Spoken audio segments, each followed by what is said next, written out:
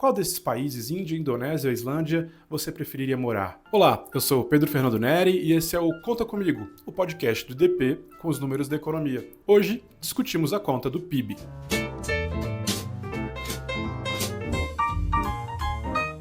Há algumas frases que ouvimos com frequência. Uma é que o Brasil é rico, mas a renda é mal distribuída. Outra é que o Brasil é um país que não cresce há décadas.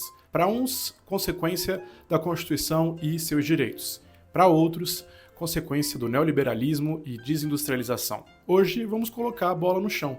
Discutir os números do Produto Interno Bruto, o PIB, é discutir também um objetivo da própria Constituição. Em um episódio anterior, discutimos um dos objetivos da República, lá do artigo 3º, aquele da redução das desigualdades. Hoje, vamos acompanhar então outro objetivo fundamental, mas agora o do inciso 2º, a garantia do desenvolvimento nacional.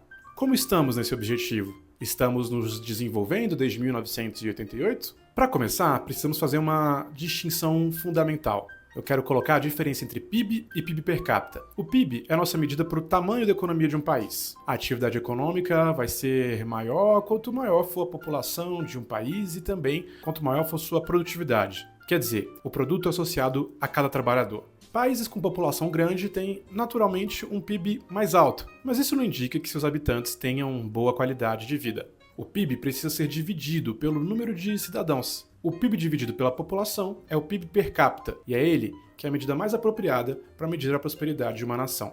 O PIB per capita está mais correlacionado com o desenvolvimento humano do que o PIB total. Vamos pensar assim.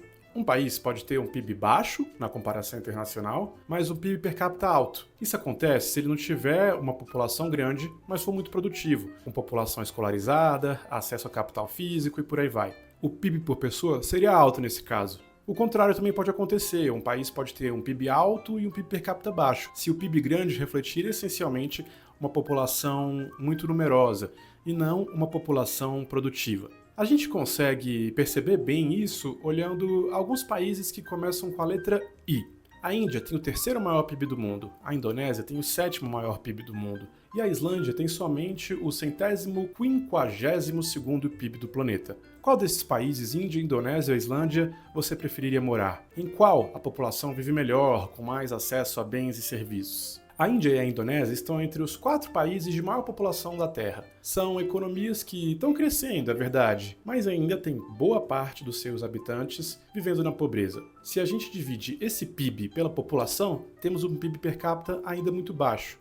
O PIB per capita da Indonésia é o de número 102 do ranking de países, o da Índia, o de número 119. Algo parecido acontece com o IDH, Indonésia na posição 112, Índia na posição 134. E a Islândia?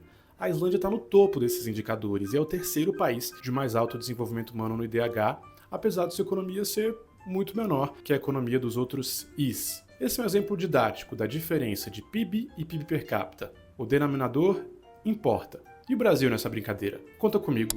12 trilhões de reais, o PIB do Brasil. 8º lugar, nossa posição no ranking de maiores PIBs. R$55 mil por pessoa, o PIB per capita brasileiro. 81º lugar, nossa posição nesse ranking. A gente pode continuar a comparação, então agora com a letra B. Se o Brasil tem a 8ª maior economia do mundo, a Bélgica nem está no top 30. Mas quando falamos em PIB per capita, a Bélgica aparece na posição 16 e o Brasil sequer está na 4ª divisão, quer dizer, não estamos nem entre os 80 primeiros países. Por isso, é difícil falar que o Brasil é um país rico. O problema é apenas a distribuição de renda.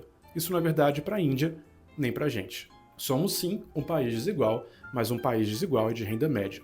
Agora que a gente já sabe que é melhor olhar para o PIB per capita do que para o PIB absoluto, a gente pode continuar analisando o nosso objetivo fundamental da República, o objetivo constitucional do desenvolvimento nacional. Se a gente fosse medir ele pelo PIB per capita, como que ele evoluiu nas últimas 3 décadas? O nosso PIB per capita aumentou em cerca de 50%. Esse é o crescimento real, já descontada a inflação pela conta do Banco Mundial. Então sim, o Brasil cresceu, embora tenha sofrido muito nos últimos anos com a recessão de 2015, 2016, a maior da nossa história, e com a pandemia. O nosso nível atual de PIB per capita seria o mesmo da Dinamarca lá nos anos 60 ou da Itália nos anos 70. Você pode ver esse resultado de duas formas. Uma, mais otimista, mais poliana, é a visão de que, apesar de a democracia ser trabalhosa, o Brasil consegue crescer e, em média, o padrão de vida dos brasileiros já estaria próximo do de países mais antigos, os países europeus, no ápice do milagre, ali da segunda metade do século XX. A outra visão, mais pessimista, é a de que o nosso crescimento não é forte o suficiente para acompanhar a defasagem em relação ao mundo desenvolvido e nosso atraso é de 5 décadas. Aqui nós temos um ponto fundamental, que é a comparação com outros países, que ajuda a delimitar o nosso contrafactual. O PIB cresceu nas últimas décadas? Cresceu. O PIB per capita cresceu? Cresceu, bem acima da inflação. Mas e o quanto outros países parecidos cresceram? Embora o ritmo de crescimento do nosso PIB per capita nas últimas décadas seja próximo do de outros países latino-americanos, como a Argentina ou o México, a verdade é que ele está bem aquém de outros países que tinham praticamente o nosso mesmo nível de renda ali na virada dos anos 80 e início dos anos 90. Se a gente fosse uma família, esses países seriam os primos bem-sucedidos que os nossos pais ficariam comparando com a gente. Se o gráfico do crescimento do PIB per capita brasileiro parece bom quando a gente mostra o Brasil sozinho, ele parece bem medíocre quando a gente olha para outros países. Primos como a Coreia do Sul na Ásia, a Polônia na Europa Oriental e o Chile aqui na América do Sul tiveram um crescimento muito mais alto do PIB per capita comparados ao Brasil, partindo de um mesmo nível. Conta comigo. 50% o crescimento do Brasil entre 1990 e 2023. 160% o crescimento do Chile nesse mesmo período. 240% o crescimento na Polônia. 260% o crescimento da Coreia. O Brasil, então, não está estagnado e tem conseguido algum crescimento econômico, mas precisamos de muito mais para chegar no nível de desenvolvimento alcançado por outros países, que talvez seja a nossa própria aspiração na Constituição. Nosso podcast sai às segundas e sextas-feiras. Eu sou Pedro Fernando Neri, você pode me seguir e seguir o IDP nas redes sociais. Até a próxima, conta comigo!